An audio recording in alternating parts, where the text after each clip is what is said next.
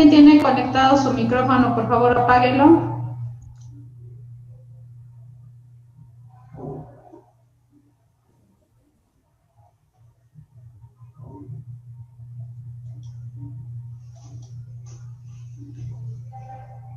Y bueno, vamos a iniciar, vamos a terminar la clase pasada, que era el tratamiento de tuberculosis urinaria. Entonces, nos quedamos en...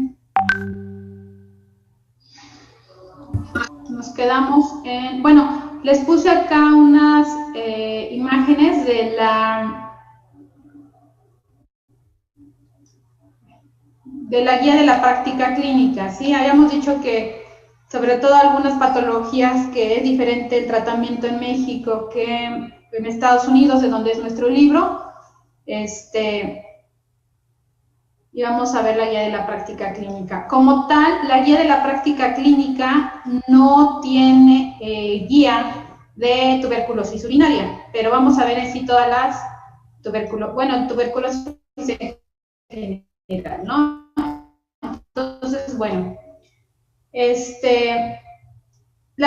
acá viene un cuadro de cómo interpretar la baciloscopía, ¿no? Recuerden que la baciloscopía, pues prácticamente es identificar el VAR en alguna muestra, y en nuestro caso, que la pediríamos, pues la pediríamos en orina, es lo que habíamos comentado, ¿no?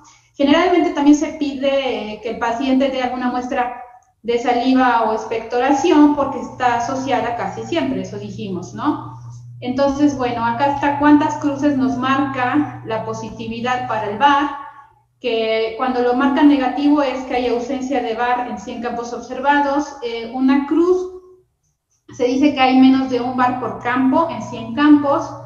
2 cruces es de 1 a 10 en 50 campos, y más de 10 entonces nos da 20 campos observados, con lo cual tendremos ya positiva nuestra prueba.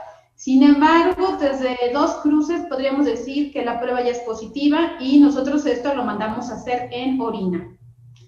Y bueno, ¿cuáles son las recomendaciones para el diagnóstico de tuberculosis pulmonar en niños? Nosotros no estamos viendo como tal niños, ¿no? Pero siempre es bueno que sepan, ¿no? Cuando hay alguna coinfección, por ejemplo, en niños que tengan VIH, que hayan tenido sarampión, alguna enfermedad grave, ¿no?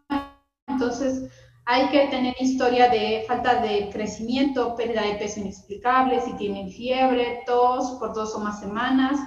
Si estuvieron expuestos con algún paciente que tenga tuberculosis pulmonar, un adulto obviamente, y si los niños les encontramos hallazgos de crecimiento de ganglios linfáticos, en la radiografía que exista un infiltrado unilateral o derrame pleural no explicable por otra causa, es decir, por causa bacteriana, que tenga un PPD positivo, y bueno, la baciloscopía positiva o esputo o jugo gástrico sea positiva, que sería esta prueba, ¿no? Pero bueno, nosotros, como decimos, no es un programa en urología de niños, pero hay que tener conocimiento de toda la tuberculosis. Esto es a nivel pulmonar, ¿sí? Ahora, ¿cómo dice la guía de la práctica clínica que debemos interpretar la prueba de tuberculina? Eso no la vimos. La prueba de tuberculina siempre la manda a hacer el epidemiólogo. Entonces, nosotros, cuando ya tenemos un caso sospechoso de tuberculosis, nos corresponde enviar a epidemiología a este paciente. El epidemiólogo como tal se va a encargar de hacer el diagnóstico, hacer el cerco epidemiológico en caso de que sea positivo, porque se tiene que ver con qué contactos está el paciente, y ya después el paciente tiene que ser tratado por el servicio de infectología, que son los que llevan en sí el tratamiento a largo plazo. Entonces, bueno, la prueba de tuberculina es positiva cuando, sin factores de riesgo, la induración, que es como una roncha, mide más de 15 milímetros. Cuando mide más de 5 milímetros es positiva si el paciente tiene VIH, si el paciente tiene contactos recientes de tuberculosis pulmonar reactiva, persona con radiografía de tórax con sospecha de tuberculosis pero antigua, pacientes inmunosuprimidos o que tenga ingesta crónica de esteroides. Ingesta crónica de esteroides, hablamos de que tome esteroides por más de 3 meses. Si la induración mide más de 10 milímetros, pero los pacientes provienen de una zona de alto riesgo, entonces se dice que es positiva. sin que tenga otro factor de riesgo.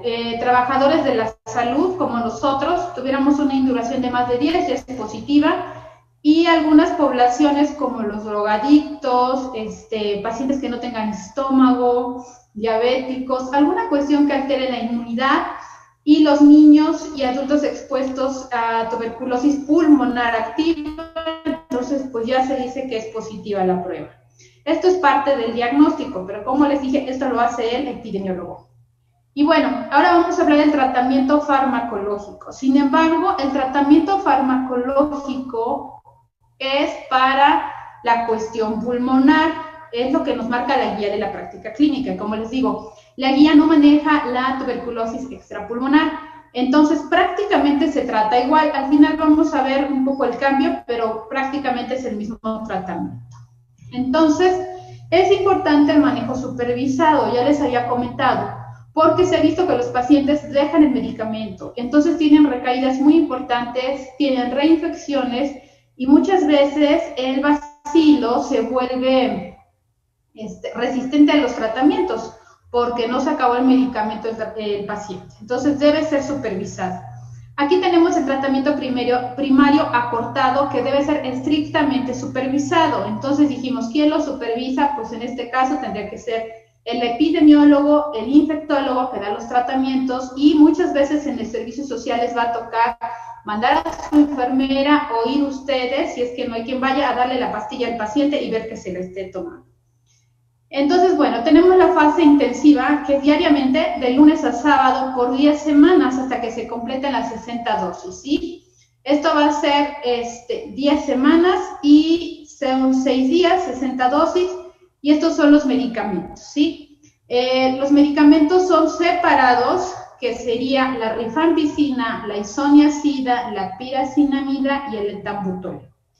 Ahora, existen unos tratamientos que ya vienen como las pastillas comprimidas, y acá dice que la clave del sector salud es 2414, y se les da estas tabletas, 4 grajeas diarias por 60 días, que sería esta. Después viene una fase de sostén, ya pasamos 10 semanas, viene la fase de sostén, y esta es una dosis 3 veces por semana, que serían los lunes, miércoles y viernes por 15 semanas, o sea, 45 dosis. Entonces llevamos 60 dosis más 45 dosis, que es la fase de sostén. Y en la fase de sostén damos medicamentos como también la isoniazida y la rifampicina. Ya se quitan estas dos. Y bueno, ¿qué pasa con estos pacientes? Todo esto se completan las 60 más 45 dosis, que serían 105 dosis, y ya se vuelven a hacer los estudios para ver si las vaciloscopías y los cultivos salen negativos. Entonces, cuando llega a haber resistencia, que acá nos dice que suele ser del 4%, se recomienda usar en pacientes no tratados previamente un esquema de 4 drogas bactericidas durante la primera fase de tratamiento. Y después, bueno, para asegurar su eficacia de acuerdo al esquema seleccionado. Y se puede administrar diariamente o 3 veces por semana durante 2 meses, ¿sí? Y la continuación en la segunda fase se realiza con al menos 2 drogas para completar los 6 meses. Pero bueno, ¿qué pasa? Realmente a veces no sabemos si va a haber una resistencia inicial. La resistencia se ve conforme pasa el tiempo y el paciente no mejora clínicamente. Entonces ya ahí estamos sospechando que haya resistencia. Es difícil que nos salga la resistencia desde los cultivos porque muchas veces pues el paciente no ha tenido tratamiento previo, entonces no sabemos si va a tener o no va a tener resistencia. Sobre todo la resistencia pasa en pacientes que ya tomaron el tratamiento y no lo complementaron. Y bueno, acá están los fármacos que la guía de la práctica clínica nos da recomendaciones para la tuberculosis pulmonar. Ya los mencionamos previamente, la isoniazida, la rifampicina, la piracinamida, el etambutol y la streptomicina. Acá están las dosis calculadas por peso y las dosis máximas al día. Deben de recordar que cada uno de estos medicamentos tienen ciertas manifestaciones clínicas, entonces tienen que conocerlos bien porque el paciente puede tener alguna manifestación secundaria al medicamento. Sí, en sí no es una reacción, sino que es cómo se comporta el medicamento. Y bueno, ¿cuáles son los factores que afectan la adherencia al tratamiento? Bueno, ¿qué afectan, no? Obviamente hay algunas cuestiones sociales como el hacinamiento, el nivel de educación, cultura, perdón, creencias de la enfermedad, que a veces no creen que existe la enfermedad, no creen que la tienen, no creen que es algo grave. También depende mucho el género, la edad, el costo elevado de transporte para el acceso a la atención médica. Por ejemplo, si es una persona que no tiene los recursos para ir a un hospital o que no tiene los recursos para comprarlo cuando no hay, pues obviamente no va a haber apego al tratamiento. Entonces, pues se nos dice que nosotros debemos apoyar al paciente, dándole educación en la comunidad, asesoría familiar. Realmente todo esto es muy complicado porque ya vimos el tratamiento de 6 meses, entonces es difícil que el paciente muchas veces termine su tratamiento. Algunos factores del sistema de salud es que no tenemos un desarrollo eficiente de los servicios en todas las comunidades, que no hay buena relación médico-paciente. Esto pasa cuando, por ejemplo, los pacientes tienen atención de salubridad o del IMSS y que les cambian los doctores y entonces el doctor revisa el expediente pero no sabe bien cómo iba este paciente y el paciente ya no quiere el medicamento, ¿no? O siente que su tratamiento se cortó porque no es el mismo médico y bueno. Entonces también puede ser que el doctor tenga incapacidad para predecir la falta de adherencia, que uno piense que se lo está tomando y resulta que el paciente no se lo está tomando cuando nos está diciendo que sí. Acá tiene que haber entrenamiento en los médicos, en los grupos locales, que serían las comunidades, que sobre todo ellos son los encargados de dar el medicamento y poner atención a que los pacientes realmente se lo tomen. Y bueno, algunas condiciones propias del paciente es que pues, si el paciente está asintomático, a veces no quiere tomárselo porque cree que no lo necesita. Los pacientes que son drogadictos, obviamente es muy complicado que sepan los horarios de medicamentos. Si tiene alguna alteración mental, tiene depresión o estrés, va a ser difícil. Entonces, acá es importante hacer educación sobre el manejo del medicamento, pero es muy importante el apoyo de la familia. Y bueno, los relacionados con el tratamiento, como les dije, los efectos adversos, ¿no? Hay efectos adversos muy importantes que entonces el paciente ya no lo quiere tomar, quiere cambiar de medicamento y a veces tenemos que empezar el esquema desde un principio. Y bueno, otras cuestiones es que se le olvide, ¿sí? A la mejor paciente tiene demasiadas actividades y hoy se le olvidó tomar la pastilla. Entonces, pues bueno, prácticamente es que el tratamiento no es el adecuado, ¿no? No se les puede olvidar, se les tiene que estar recordando, se les dice que tienen que tener responsabilidad, poner algún tipo de alarma para que el paciente haga el tratamiento. Y aquí nos habla que debe de haber visitas domiciliarias, que es lo que les comenté, muy independiente de que el paciente tal vez si viva en la ciudad, debemos de mandar a alguien para ver que se esté tomando el medicamento. En Estados Unidos, por ejemplo, cuentan las pastillas y después van a la casa y vuelven a contar las pastillas, cuántos días llevan, pero en México no hacemos eso. Entonces, realmente es bien complicado que nuestros pacientes con tuberculosis hoy en día terminen sus tratamientos. Y bueno, esta es una información que encontré en una guía mexicana de guía de nefrología sobre el tratamiento en sí del problema genitourinario, ¿no? De la tuberculosis. Como les decía, la guía de la práctica clínica lo maneja en general. Entonces, bueno, ¿cuál es el tratamiento a nivel genitourinario? Bueno, las complicaciones principales a nivel perirrenal podría ser la formación de un absceso o una fístula. También nos puede causar algún tipo de retracción vesical, calcificaciones o estenosis, que esto nos causa un reflujo vesicoureteral. Y muchas veces estas cuestiones son quirúrgicas porque no van a resolver solamente con el tratamiento médico. Entonces, bueno, ya habíamos visto que necesitamos una urografía por tomografía para ver el avance de la enfermedad, si hay algunas colecciones, calcificaciones, cicatrices, o si hay extensión extrarrenal, porque puede ser que a nivel renal tenga afectación, pero aparte está afectando la grasa o algún otro órgano. Entonces, esta guía dice que el tratamiento consistirá en la administración durante 2 meses de rifampicina, isoniazida y piracinamida, seguida de isoniazida y rifampicina durante 4 meses, que ya vimos, es lo que la guía de la práctica clínica nos dice para tuberculosis pulmonar. Entonces, prácticamente es el mismo tratamiento, ¿sí? Ahora dice que en el hombre, dada la posibilidad de que tenga afectación prostática, deberemos mantener el tratamiento durante 3 a 6 meses más. Entonces, si el paciente lleva 6 meses de tratamiento más 3 meses, pues se nos va a hacer 9 meses o hasta un año en un paciente masculino que pensamos que pueda tener afección prostática. Ellos no van a mejorar con 6 meses de tratamiento. Entonces, realmente es bien difícil que un paciente tome el medicamento un año. Y es ahí cuando vienen todas las complicaciones porque el tratamiento no lo van a terminar. Si la piracinamida no se tolera, entonces el tratamiento con isoniazida y rifampicina debe mantenerse durante 9 meses en la mujer y 3 a 6 meses más en el varón. Entonces nos estamos extendiendo prácticamente 3 meses más o hasta 6 meses más. Y bueno, ¿quién decide esto? Esto ya lo decide el infectólogo o el epidemiólogo que está viendo el paciente. Esto ya no es práctico, esto ya no se recomienda que sea visto por el médico general. La tuberculosis extrapulmonar sí debe de ser vista por el epidemiólogo y el infectólogo. Ahora, ¿qué le queda al urólogo o al nefrólogo? Únicamente tratar las complicaciones que lleguen a presentar estos pacientes. Y bueno, en casos complicados y avanzados que tenga calcificación del parénquima, se va a prolongar el tratamiento de isoniazida y rifampicina hasta 12 a 18 meses. Entonces, bueno, es bien complicado que los pacientes cumplan un tratamiento de 18 meses de este tipo de medicamentos. Y bueno, ¿qué pasa si no lo complementan?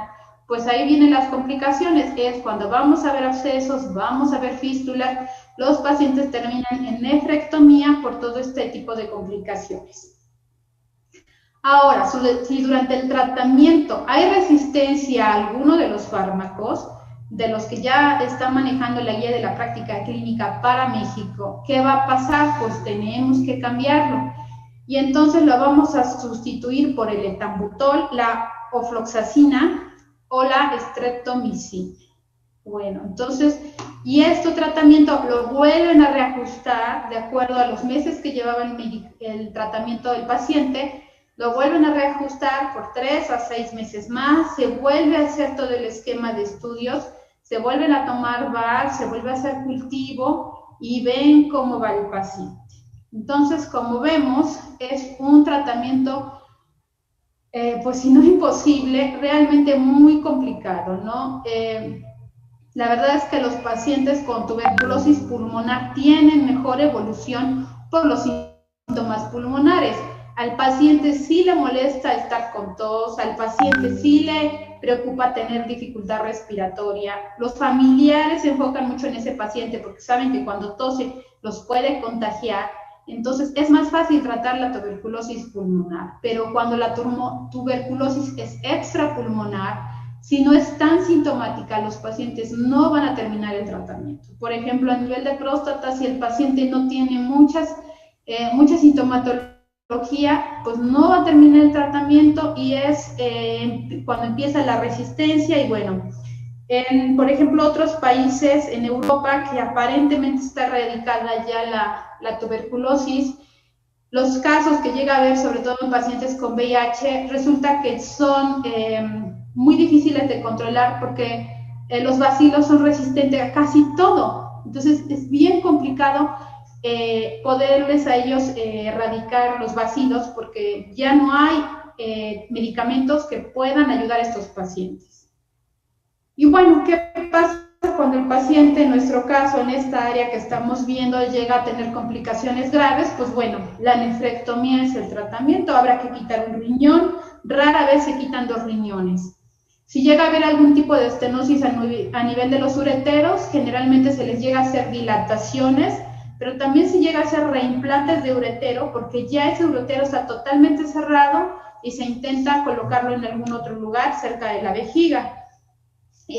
Los pacientes con nefrectomía, insuficiencia renal por tuberculosis, es muy difícil que entren a los criterios para trasplante renal porque fue secundario a un proceso infeccioso. Entonces, es difícil que a estos pacientes se les haga trasplante renal y después lleven una vida normal. Es más común el trasplante renal en otro tipo de patologías, sobre todo cuestiones benignas y de la infancia, ¿no? Entonces, bueno, siempre hay que tener la sospecha de tuberculosis renal en nuestra población porque todavía hay tuberculosis. Hay que tener sospecha de tuberculosis renal en pacientes que tienen factores de riesgo. Ya dijimos cuáles son los factores de riesgo más importantes. Y bueno, no es importante para mí que se aprendan la dosis de medicamentos. Ya habíamos dicho, no va a venir en el examen dosis de medicamentos porque está muy complicado y de todos modos es algo que ustedes, cuando ya sean médicos generales, pues no lo van a ver. Lo van a tener que referir porque es lo ideal, que lleve su manejo en epidemiología, se haga el cerco sanitario y se lleven las cosas bien. En medio privado también no se recomienda que ustedes hagan este tratamiento. Se tiene que mandar a alguna institución por la cuestión del cerco sanitario, porque son cuestiones que se reportan y se tiene que llevar el control hasta que quede el paciente curado, ¿sí? ¿Alguna duda? Es importante que le den una leída a la guía de la práctica clínica de tuberculosis. Le digo, no viene la cuestión extrarrenal, pero sobre todo para que vean las pruebas diagnósticas y el tratamiento, ¿sí? ¿Alguna duda? ¿No? Doctora, yo había leído que habían nefrectomías parciales y supongo que en este caso, como es un foco de tuberculosis, se podría hacer parcial, pero cuando hablaba con el doctor Parra me mencionó que las nefrectomías parciales no existían, o por lo menos que no se realizaban. ¿Sí se recomienda en este caso si es un segmento del riñón?